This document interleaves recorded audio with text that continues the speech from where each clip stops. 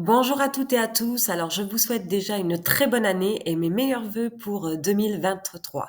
Donc là, on va regarder, comme d'habitude, on va faire le petit update au niveau des marchés US. Donc, comme d'habitude, je commence par le S&P 500, donc sur les futures E-minis. Donc, on clôture l'année, donc toujours pour l'instant avec pas de cassure de la tendance baissière, étant donné que nous avons toujours des plus hauts, toujours plus bas, et des plus bas, toujours plus bas. Donc là, d'un point de vue technique, on se retrouve dans ce petit range depuis la semaine dernière. Il ne s'est pas passé grand-chose. On est à la fin de l'année et comme la fin de l'année, il y a plusieurs personnes qui sont en vacances. C'est plutôt calme.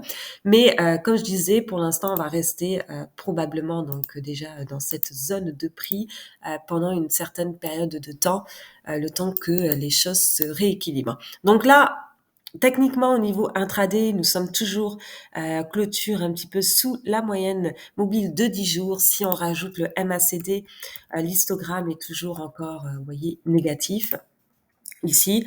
Donc pour l'instant, il y a des fortes probabilités d'aller donc tester les derniers plus bas qui se retrouvent vers 3500, 3600.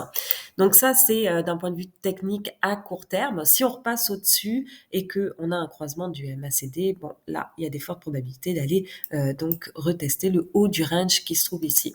Cependant, au niveau de la grosse photo, mon avis reste toujours approximativement le même puisqu'on regarde l'indicateur du Conference Board, l'indicateur avancé économique, on peut voir qu'il y a quand même une croissance future au niveau de comment dire de l'indicateur avancé qui est quand même assez négatif et on voit la profondeur donc de l'indicateur maintenant et il est très rare que à partir de ce moment-là l'indicateur rebondisse comme on peut constater dans le passé, vous voyez en 2000 ou en 2007-2008 l'indicateur avait beaucoup baissé et c'est très peu probable que ça rebondisse sans forcément passer par une récession. Alors, on ne dit pas que c'est impossible, hein, peut-être que ça va être possible, mais les probabilités penchent plus, d'après les données, vers vraiment 2023, vers s'aligner vers une récession étant donné des données.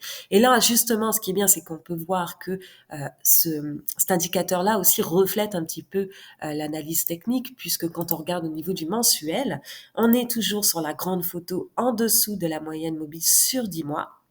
Donc déjà, ça donne un petit peu d'information et qui nous dit donc une variation du prix encore sous la moyenne mobile des 10 mois plus le contexte fait en sorte à ce que on continue dans cette direction pour l'instant, sans étant donné que les données n'ont pas changé, la politique monétaire est encore restrictive, donc on est probablement à la fin du cycle de la hausse des taux, mais on est encore dans la politique restrictive.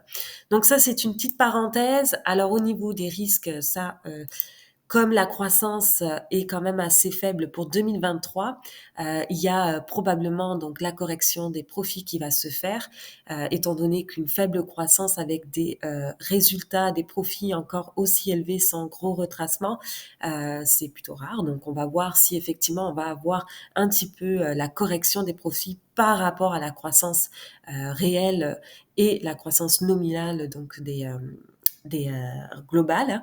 Donc là, si on regarde comment dire, la tendance à très long terme, vous voyez bien qu'on est vraiment dans un excès et que cet excès-là n'a pas encore été corrigé par rapport à la tendance à très long terme. Donc là, il y a des probabilités de corriger ça et donc à ce que ça soit pricé au niveau des marchés financiers. Donc au niveau de cette année, pour l'instant, dans les prochains mois, si on regarde les classes d'actifs, donc des actions par rapport aux obligations, on peut voir que les obligations sont dans la section cheap, donc pas cher, et que les actions sont dans la section cher, encore par rapport aux obligations. Donc là, vous voyez, on est encore dans la partie haute et les obligations dans la partie basse. Alors comme je disais, au niveau des obligations, il y a des fortes probabilité qu'on se trouve de plus en plus vers la fin de la hausse des taux, hein, étant donné que là, on est à peu près au niveau du taux directeur, on est à peu près vers 4,5 actuellement. Bon, celui-là n'est pas à jour, mais on va voir l'effectif, celui-là. Voilà. On est entre 4,25 et 4,5, donc là on commence à s'aligner vers la fin du cycle haussier, ce qui fait que dès que la Fed, la Banque centrale, va arrêter son programme restrictif, c'est potentiellement les obligations qui vont être une très bonne classe d'actifs puisque ralentissement économique plus baisse de l'inflation plus politique plus restrictive égale une bonne projection pour les obligations. Notamment quand on regarde que actuellement, en plus, le prix des obligations sont dans la partie cheap, donc pas cher. Donc les conditions s'enlignent pour les obligations d'avoir un bon environnement pour 2023, étant donné que en ce qui concerne la politique monétaire, on arrive sur la fin et on voit qu'actuellement, on est déjà dans une partie pas chère au niveau du pricing des obligations. Donc voilà.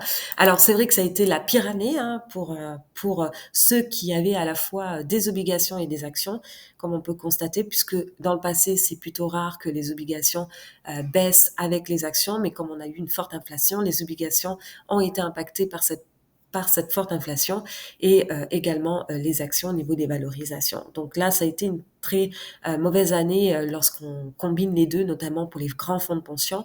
Ça a été une très mauvaise année. Mais pour l'instant, quand on voit la correction des obligations, on voit que ça devient de plus en plus intéressant maintenant pour 2023, surtout au niveau des obligations, étant donné qu'on arrive sur la fin du cycle haussier des hausses de taux. Donc voilà. Après, si on regarde une dernière petite chose, on regarde au niveau pardon, du Bitcoin. Euh, alors, je vais regarder. Le Bitcoin en clôture aussi le mois, une fois de plus, en dessous de la moyenne mobile sur 10 mois, ce qui fait que pour l'instant, on n'a pas de confirmation, ce qui confirme un petit peu cette situation ici aussi, le contexte, hein, parce que moi, je me fie au prix, mais au contexte aussi à long terme. Et pour l'instant, les deux me disent la même chose, c'est que on n'a pas de clôture au-dessus, donc la moyenne sur 10 mois, et on n'a pas non plus donc de contexte d'amélioration au niveau du contexte. Donc pour l'instant, tout se confirme bien. Au niveau, on peut regarder juste la clôture annuelle au niveau du S&P 500. Donc on a une sorte de actuellement de tweezer top. Donc on peut, c'est très rare d'avoir une bougie rouge comme ça avec un corps assez large, comme on peut le constater dans le passé. C'est assez rare sans passer par une récession. Donc voilà, donc là on va voir si on va avoir un retracement au moins vers la moyenne sur 10 années, hein, parce que je suis sur le portrait donc annuel et non mensuel. Et donc là on va voir si on va avoir effectivement un retracement pour aller pricer une récession avec donc une correction de ces profits ici. Donc voilà, c'est tout pour aujourd'hui. Donc je vous souhaite de nouveau une très bonne année et on se retrouve la prochaine fois.